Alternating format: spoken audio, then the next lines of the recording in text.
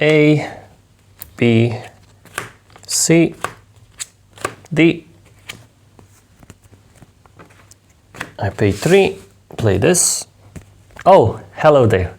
Welcome to my channel. This is my honest review about this game after playing it for 2 months as someone who plays card games casually. Since childhood I played card games, watched cartoons like Yu-Gi-Oh!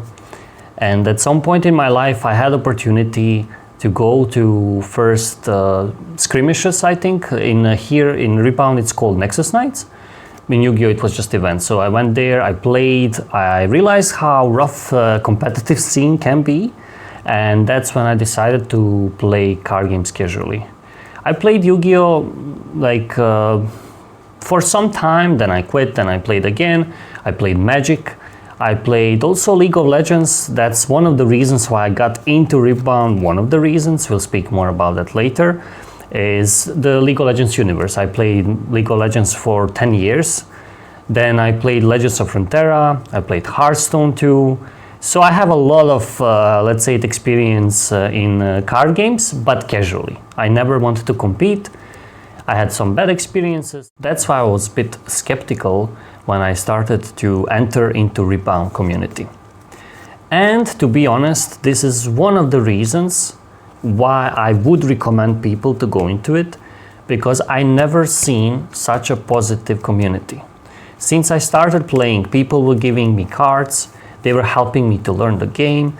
They were just even became my friends. I just want to say community here is really, really good. Funnily enough, I will share one interesting and funny story. I recently relocated to Germany and visited one gaming convention.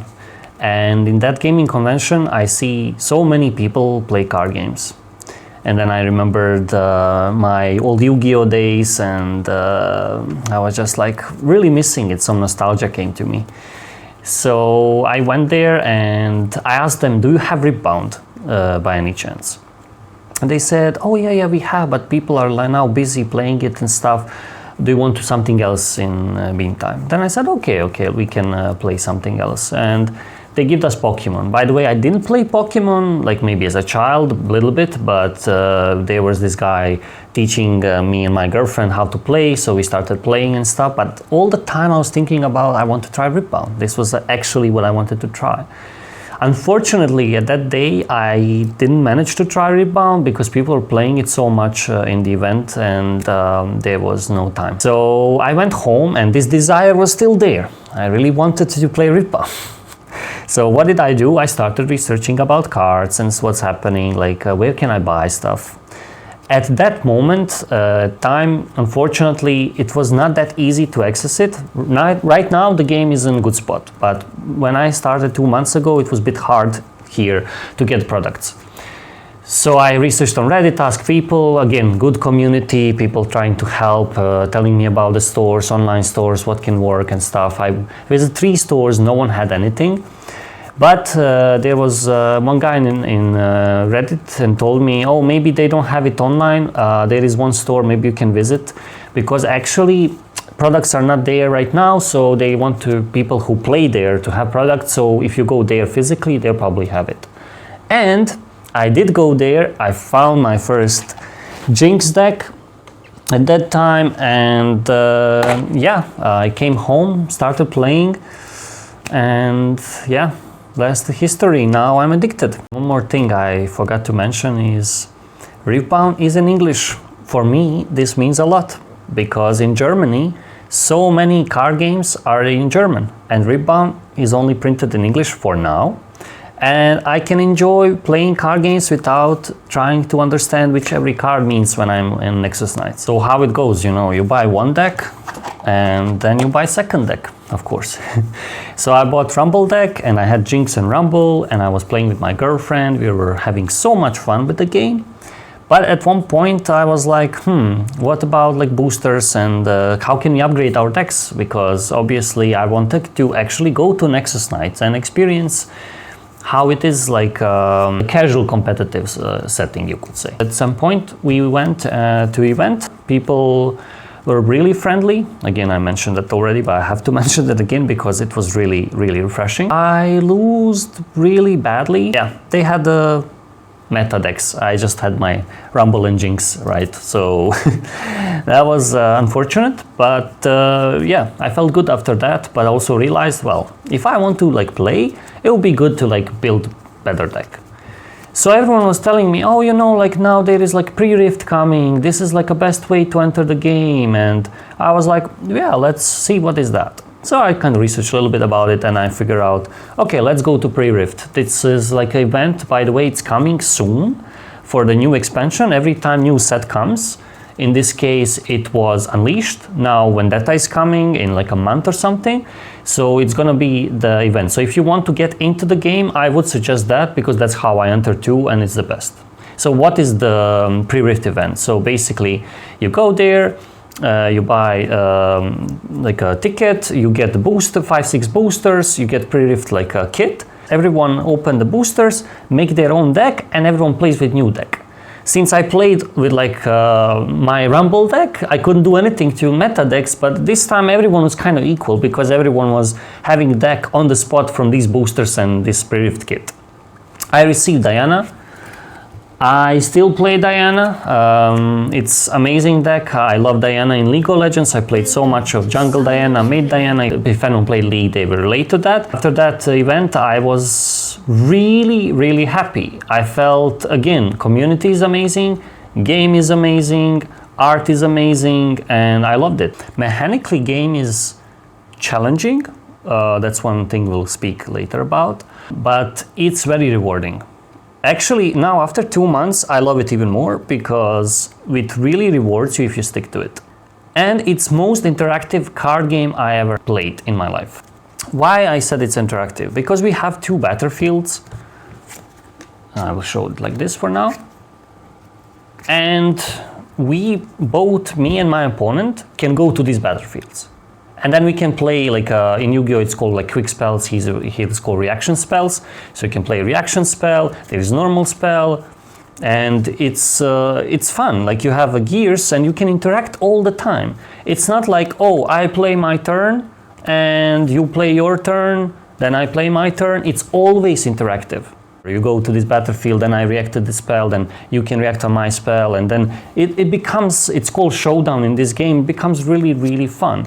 And it kind of feels like a little bit like a board game to a certain extent. You have resource management like runes, for example. Here you have your legend, you have like battlefields, and then you will fight there, and it's fun. It's really, really fun. Well, as you know, nothing is perfect. So even in this game, there are obviously downsides. I will speak about 2 downsides that I see, but the good thing about it is it's improving. They are really making sure that things are progressing in this game. First expansion, it's not that easy to get into it because you have to actually apply to raffles to get it to the normal price, or else you will pay a lot. That's the only downside, but Riot says they are reprinting, and that also should be sold soon. And by the way, I did get first raffle.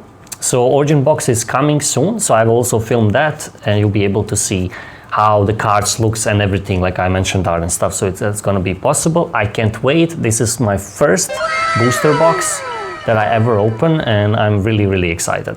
It is what it is, like it's understandable. They started the game, they didn't feel it's gonna be that big and people buy it a lot, and now it's in that situation. But every single expansion is fine. You can buy Spirit Forge, that's the second one. You can get Unleashed, that's the third one. And Vendetta in month is coming, it's gonna be fine, I'm sure.